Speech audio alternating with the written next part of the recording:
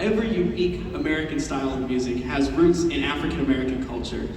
From rock and roll, blues, gospel, and folk, to jazz, funk, R&B, hip-hop, and even country music too. You've probably heard all those genres before, but to hear where they come from, we need to go back 400 years. That's right, Tyler. Now, before we dive into it, racism was, it didn't always look like it does today, but we're talking about 400 years ago. Well, we're that's the early 1600s when it all began, really sadly, with the enslavement of the West Africans, and they were brought to the Americas against their will.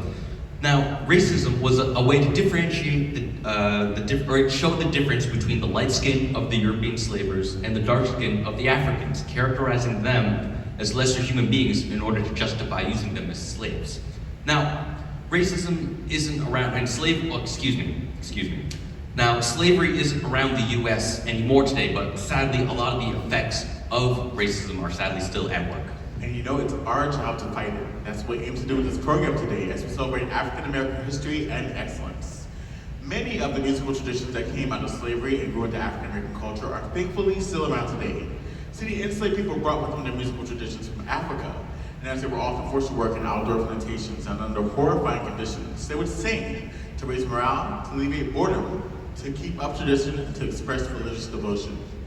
I am climbing Jacob's ladder. I am climbing. Now, one feature of this work song is something called call and response. You hear how Monty will sing one line that's then echoed by the rest of the group? Well, that is call and response.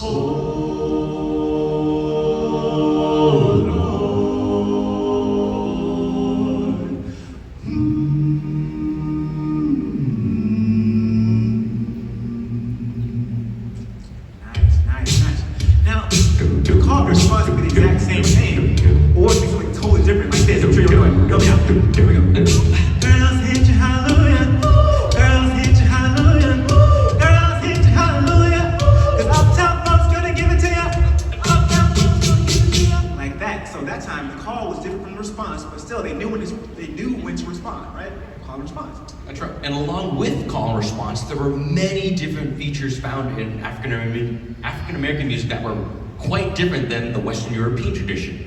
For example, well, the European tradition would typically use all these clean chromatic harmonies like you hear in a major scale.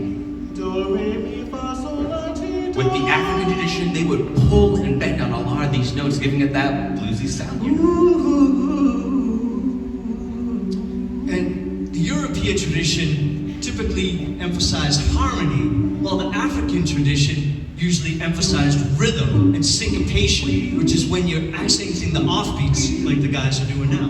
Nice. And with all these notes and rhythms, well, they had to put this down somewhere, so a lot of the European tradition would write all this down in sheet music, lead sheets. And, well, the African tradition, they loved improvisation, which was making stuff up right on the spot. Now, the European tradition valued clear voice and cleanly played instruments, but the African tradition embraced unique sounds, voices, and even noise. Nice.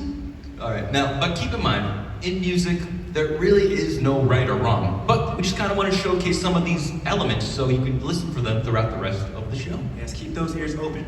Now, as those enslaved people were introduced to Christianity, they were fascinated with the biblical stories that were most similar to their own lives, right? And from that fascination, a new form of religious folk song was created called spirituals. And they're a way for them to express their faith, their sorrows, and their hopes for freedom to come.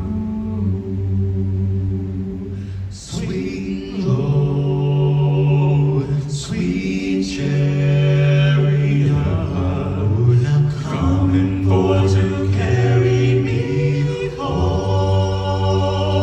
Sweet Lord, sweet chariot, coming for to carry me home.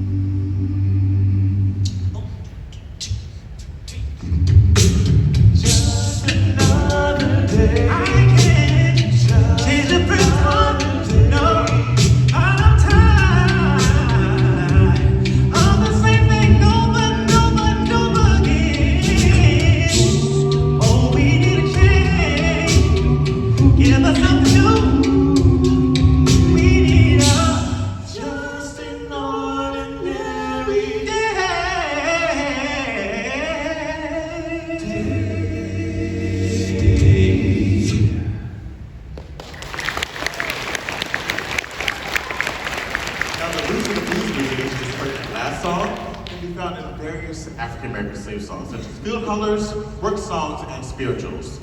Now, if blues music is the music of despair, then gospel music is the music of hope.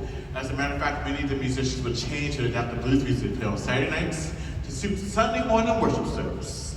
This little light of mine, I'm gonna let it shine. Oh, this little light of mine, I'm gonna let it shine. Oh, this little light of mine, I'm gonna let it shine. Let it shine, let it shine, let it shine.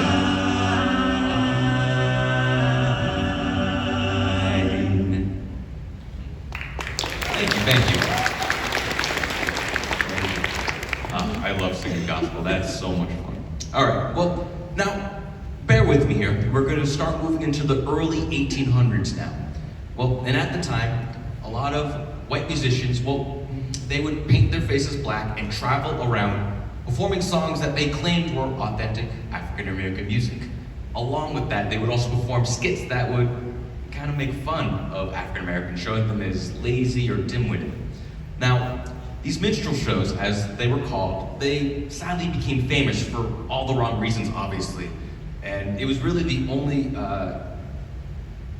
expression of how African-Americans were portrayed at the time. So that's why when you hear someone wearing blackface today, well, that's why this is extremely offensive, because its roots were extremely demeaning towards African-Americans. And it still is, it still is. And meanwhile, the actual African-American performers had their own obstacles to deal with, right?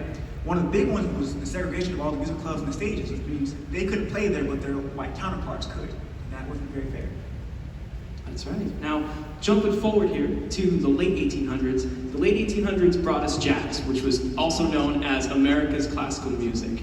And it has pretty much all of the elements that we've talked about so far today. It's rooted in blues, it had the call and response, the bent bluesy notes, emphasis on improvisation. But one thing that jazz had that stood itself apart was its rhythm, specifically swing rhythm. Now guys, what is swing? Well, since swing deals with rhythm and feel, and since I'm the drummer, let me take this one. So I think it's easiest to talk about what swing is by talking about starting with the opposite of swing, which is straight feel. So a beat with straight feel would make each beat nice and even.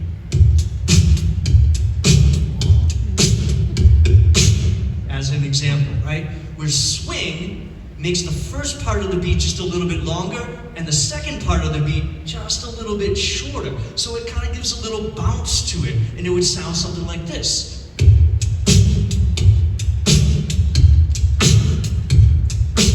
All right, you hear that difference? And I think one of the best ways to learn the difference is to actually try it yourselves. You all up for learning a little beatboxing songs? Building beatboxing sounds so you can do it?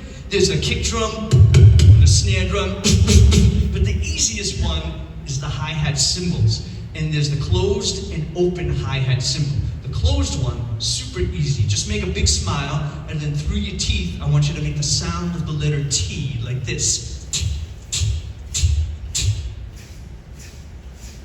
Excellent, all right. Now try the same thing, but with TS. All right, now we're gonna try a straight pattern first. So listen to this. This is what I want y'all to do.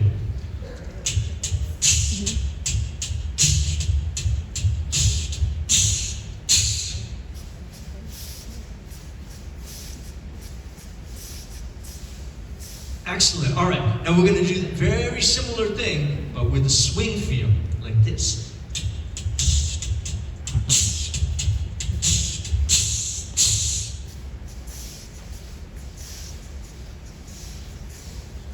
Excellent, all right, I think you got it. Now, we're mentioning this as a really important component of jazz music. So, why don't we do a jazz song?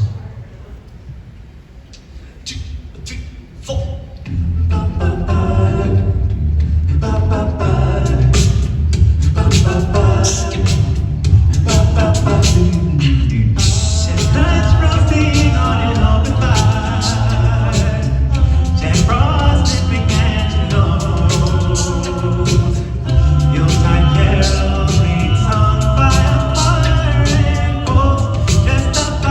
Guess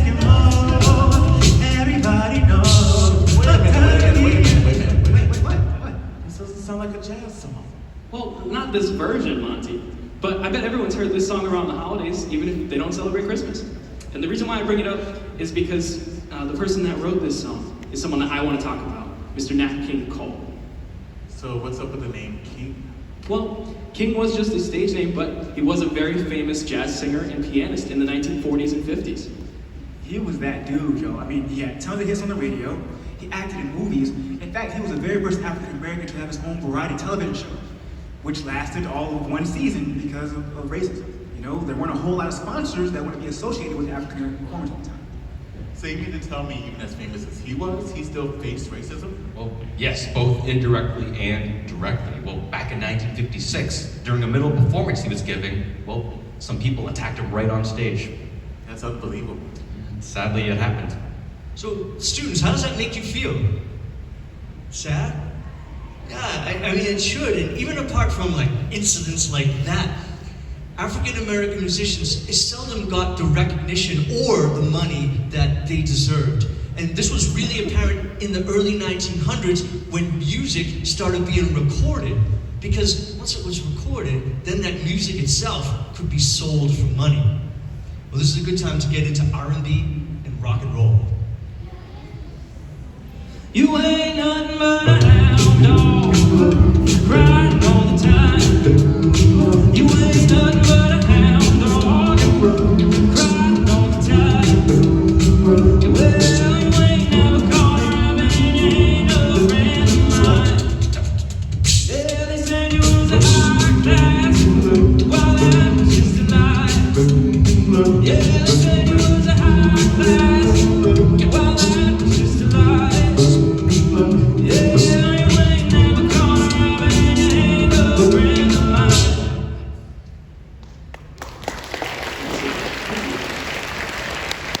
In the 1940s, rhythm and blues or R&B evolved from blues and jazz and typically used a heavy beat. And R&B in turn, along with gospel and country influences, evolved into rock and roll in the 1950s. That's right. Now, rock and roll was actually originally performed by African American artists. But around this time, well, its popularity, a lot of white teenagers couldn't get enough of this, and it grew everywhere between white audiences and African American audiences. Yeah, man. But then, the DJs, the record companies, and all the established singers, right?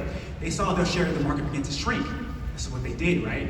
They would quickly put out their own toned-down versions of the exact same songs to cover them up. And they would use their influence so that they would get paid from the music and not the original African American artist. They would use white singers and preppy sweaters, cleaner instrumentations, and other methods to take the edge off the song and make it as inoffensive as possible.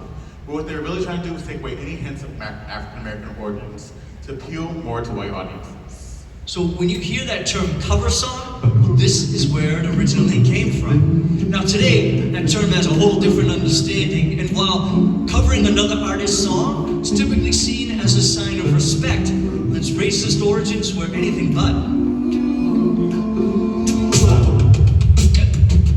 You ain't nothing but a hound dog, crying all the time.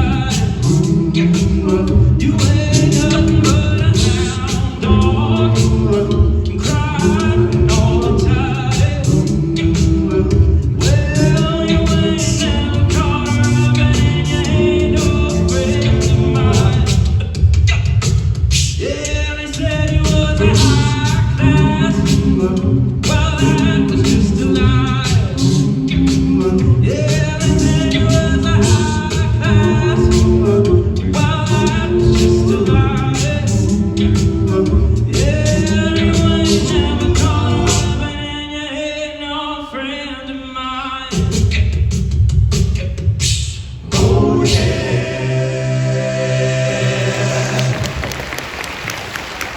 Thank you all so much. So the last song we just sang, Hound Dog, was originally recorded by Big Mama Thornton, an African-American artist, in 1952. But the most well-known version of the song is actually a cover by one of the most famous rock and roll artists, Elvis Presley. Now, I'm pretty sure, right? Yeah. Now, Elvis's version didn't come out until 4 years after Big Mama Thornton's version. But he was often accused of appropriating African American music and culture. And there's no question that his success definitely overshadowed many other African American performers of rock and roll music. Now Wallace used this big word, appropriating, right? So you may have heard of this term, cultural appropriation. And this is when someone adopts aspects of another culture that's not their own. Now keep in mind, sharing of cultures is awesome. And there's a lot of cool things that you can learn by encountering a different culture. But that's not quite what we're talking about here, right? Exactly. Cultural appropriation is kind of like when a friend brings something or makes something in your class and you bring it to your teacher and you present it as your own. So the context matters. See, in Elvis's case, people were upset that Elvis, as a white man, was benefiting greatly by performing music made by African American artists, who in turn weren't benefiting as much or at all from their own music. That's true, but we gotta be fair, right? See, Elvis was someone who often gave credit to the African American music and musicians who helped shape him. You know, he was known for becoming friends with those people and going to their concerts. See, a bit of the opposition to Elvis was racist too. There were tons of people that feared that with his rising popularity, there'd be a greater acceptance of rock and roll music, which they didn't like, and the idea of integration. You know, the idea that we could all just live together in peace and harmony like we do today. Now, in the late 1950s, as rock and roll became more co-opted by white musicians, African American musicians were combining elements of gospel, rhythm and blues, jazz, and soul music was born. The soul music was popular for dancing and self-expression, and was really characterized by the way in which they sang it with these really intense vocals, as well as the use of vocal runs. And this is when you sing one syllable over a bunch of different notes, something that I know Wallace loves to do, right? I do. You want to tell them a little bit about it? Sure. All right, so as Johnny mentioned, we're going to talk about vocal runs, vocal riffs, melismas, but pretty much what it is just many notes over one syllable, right? So to show you that, first I want to show you the opposite. I want to show you all straight tones. Let's take a simple word like, like love, all right? Here we go, all right? Love, right? Simple. One note, one syllable. But on the opposite side, a vocal run or a vocal riff would be like, love, right? So same word, but just saying differently, okay? So what I want to do now, I want to teach you all how to do a vocal run. Think you all are up for it? Ooh, all right, I like it. Let's see, what should we learn? Let's see. Okay, how about this? Love. Think you all can do that? Oh, there's so. How about this? Let's slow it down. We're gonna break it apart, all right? So first part, repeat after me. Love. Good job, all right? Next part. Nice.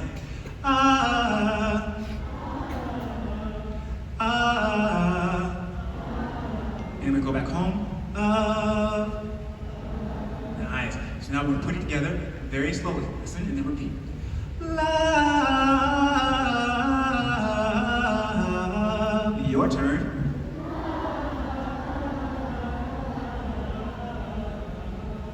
All right, not bad, y'all. Not bad. So, if you want, keep practicing that. Speed it up for over time. Next thing you know, you'll be like this. Love. Same thing we just did, just much faster, right? Again, you guys can do it. Great. Like that.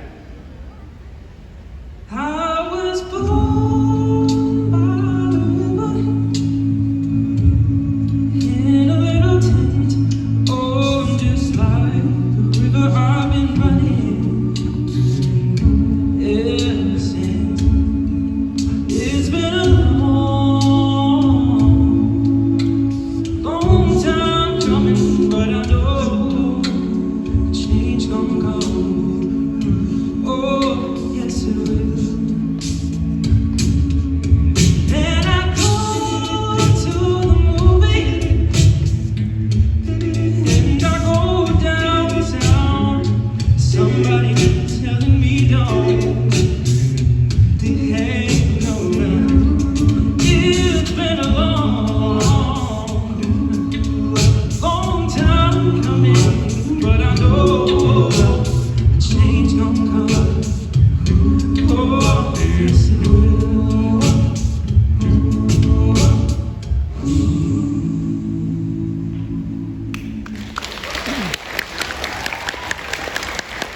Thank you.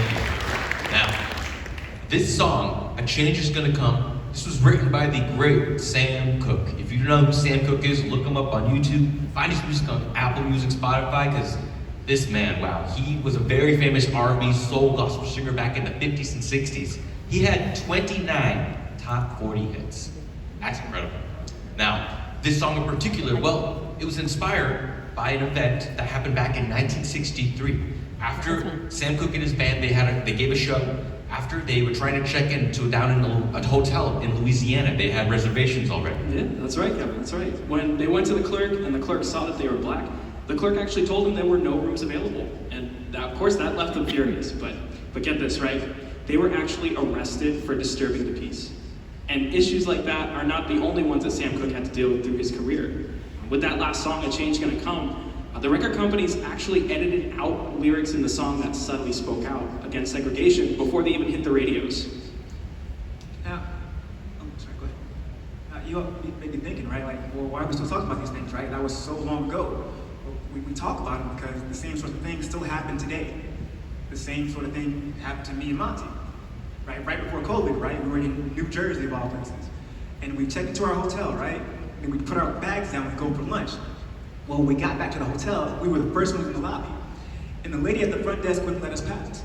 Like, we told her which rooms we were in, we showed her our key cards, we showed her the keys, and she still would not let us pass. Not until the rest of the guys came in to vouch for us. Y'all, that's racism. We were treated differently solely because of the color of our skin. And that's why acceptance and kindness are so key. So please, all of you, please make sure you're always using your voice to include others, even if they don't necessarily look or think the same way you do. All right, promise? All right, thank you. All right, now we can't talk about African American music without mentioning Motown. Motown was one of the most influential independent record companies in American history. And one of its best known songs was by The Temptations called My Girl. I've got sunshine on a cloudy day. When it's cold outside, I've got the month of May.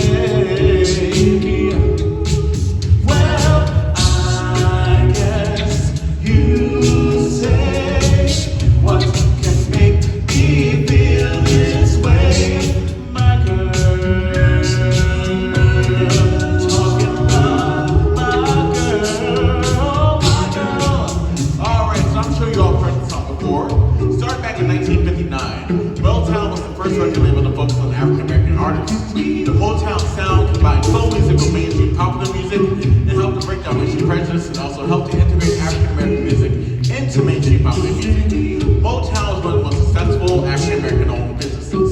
Some of its most famous artists are Diana Ross and Supremes, Michael Jackson, Jackson 5, Stevie Wonder, and The Temptations. I don't need no money for channel fame. I got all the riches, baby, any man can claim. Well, I guess you say what can make me feel this way, my girl. Talking about my girl, my girl, my girl, my girl.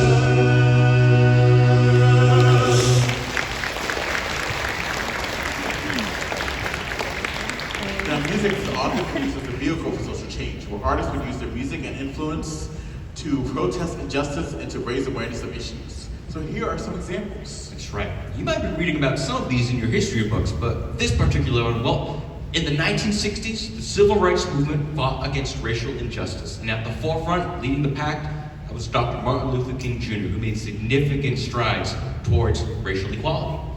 Now, after he was killed, there were some states that celebrated his birthday as a holiday. I know what you might be thinking, it's not quite the big, back then it wasn't quite the big holiday that we know today. But a very famous Motown artist, you might have heard of him, Stevie Wonder. Well, he actually wrote a song specifically talking about making his birthday a national holiday in the States. and along with honoring his legacy. So wherever he went and performed, he would try to use his influence to make that change happen. And that wasn't until 1986 that MLK Day became a national holiday here in the States. No, it doesn't make much sense. There ought to be a law against anyone who take offense at us. Name your celebration, and I'm sure you would agree. What could be more perfectly than to have a work party on this day? Or musician. Try to look up and see if they use their music for positive change and for good. All right? Awesome. Now, we go from the 60s into the 70s. Around this time, funk music started coming around. That was, a combination of soul with a greater emphasis on the beats, along with R&B and jazz.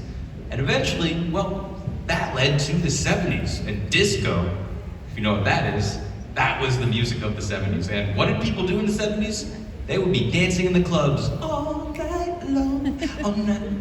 No, okay. Anyway, sorry, I love Lionel. Now, well, more specifically, in the African American club scene down in New York City, well, a lot of the DJs, they would have their mixers and turntables, and they would take percussive beats from disco, funk, soul records. They'd keep those going on the mixers, and that would keep the people dancing all night. Now, then eventually, some MCs, they would come in and they would start talking and rhyming over these beats to keep the crowd even more energized.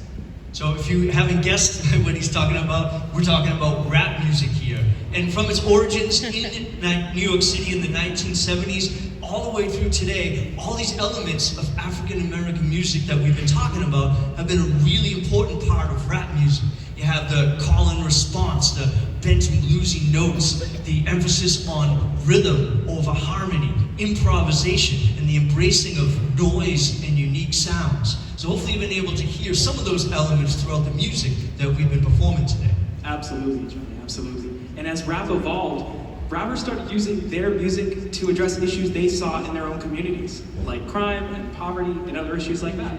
This next song is actually one of the first rap songs to ever do so. It is The Message by Grandmaster Flash and the Furious Five. Everybody help me clap like this. 1, 2, 1, 2, 3. Hey, here we go. Her brother's done the last on my mother's TV. Says she watches too much, it's just not healthy. All my children in the daytime, Dallas at night. And even see the game or the sugar rate spike. The bill collectors, they ring my phone and scare my wife when I'm not home. I got a bum education, double digit in wages, the train to the job, strike at the station. Neon king comes, then I'm on my back, can't stop to the ground. Rope in my socks, really like a mid-range, flying brain, can't surf mid-range. I think you go insane, I might not have a plane. Don't push me, cause I'm close to the edge. I'm trying not to lose my head. It's like a jungle sometimes, makes you wonder how I keep going under. It's like a jungle sometimes, makes you wonder how I keep going under.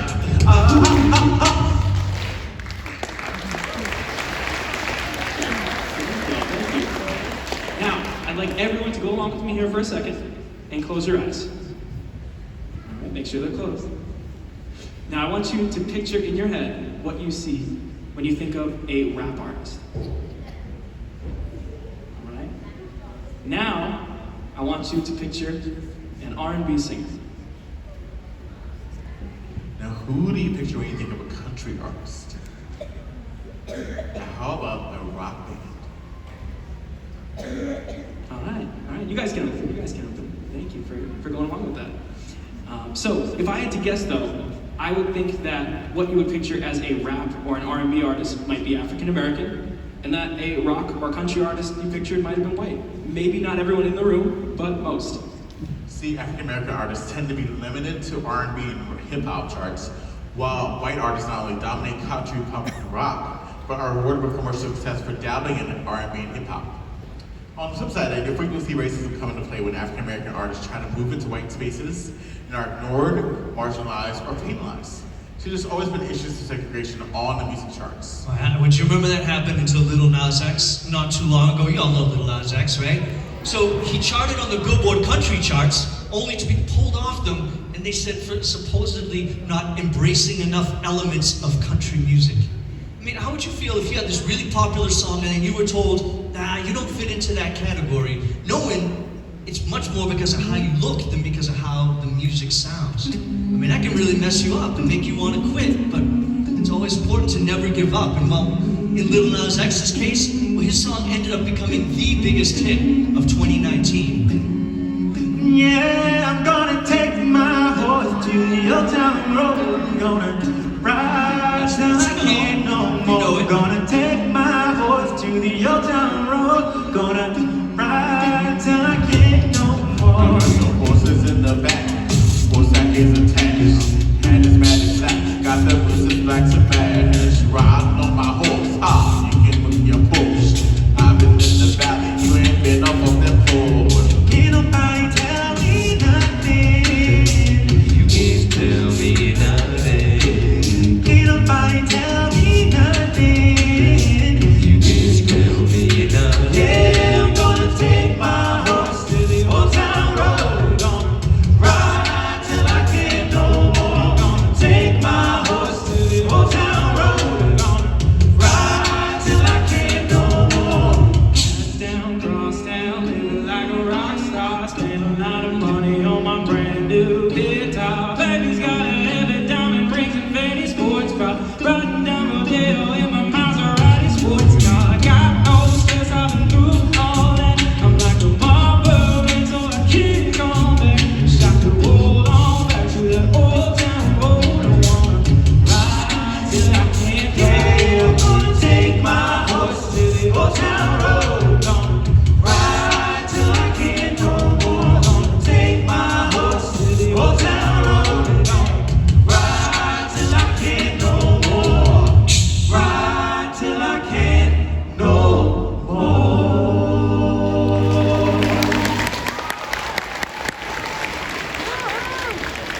Another similar story happened in 2016. Beyonce created a country southern influence song for her R&B album Lemonade. Danny Lessons became a surprise hit, reaching number 41 in the top 100. Award-winning country artist The Chicks covered the song and embraced it. Now, the two forces were invited to collaborate at the Country Music Awards. That's right, I totally remember that happening. And, well, that actual invitation was met with a lot of harsh criticism because, well, a lot of listeners, executives, producers, they would all question why would they be invited when they were an R&B artist? Why would they be come to the show and perform it when there were already clearly authentic country artists already there to perform it?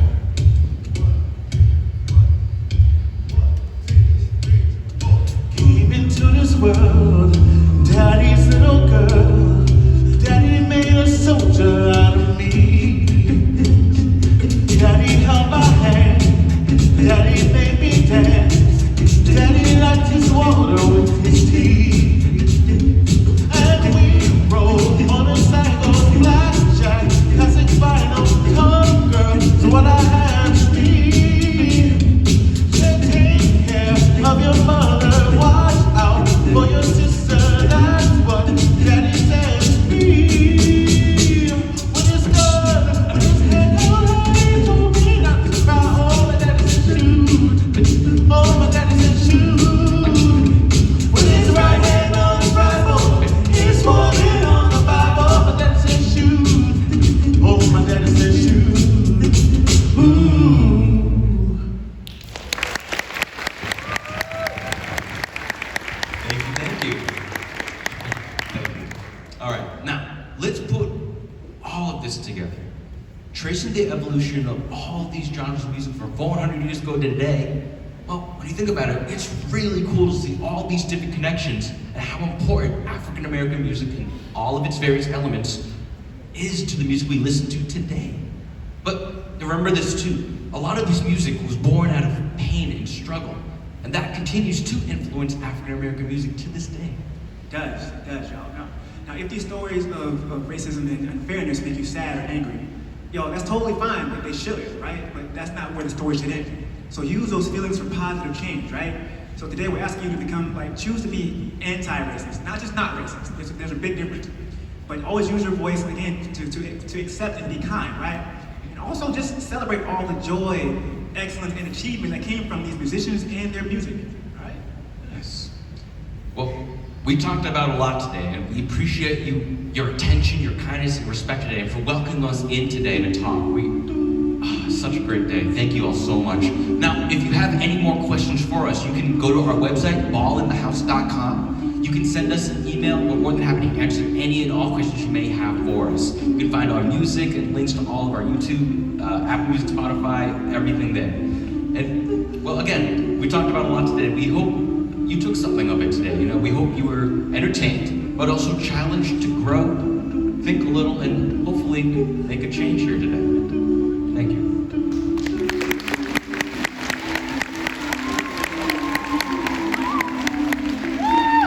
I'm gonna make a change for once in my life.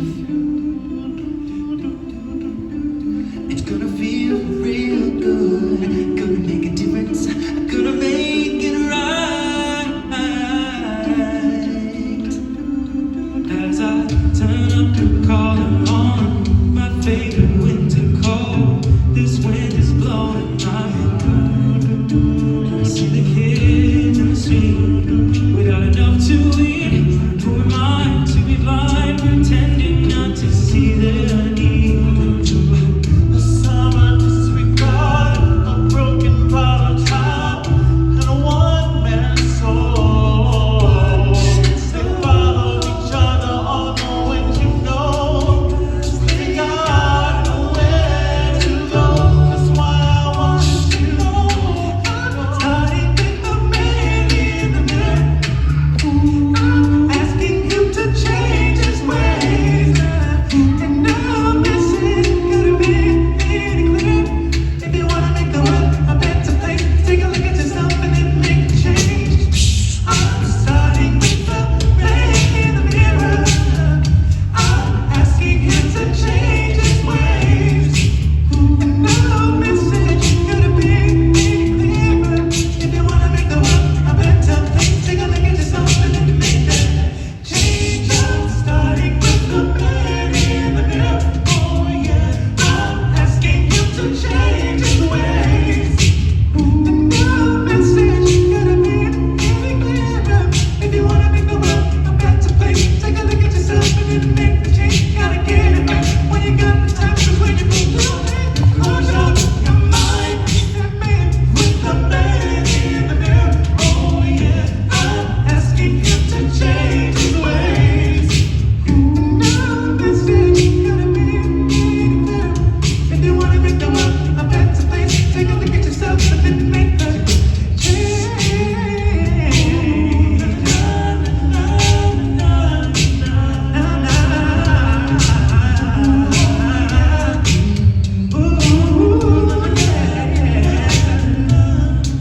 So, Sprague, well, thank you all so very, very much for hanging out with us today. Give yourself a hand. Give yourself a hand.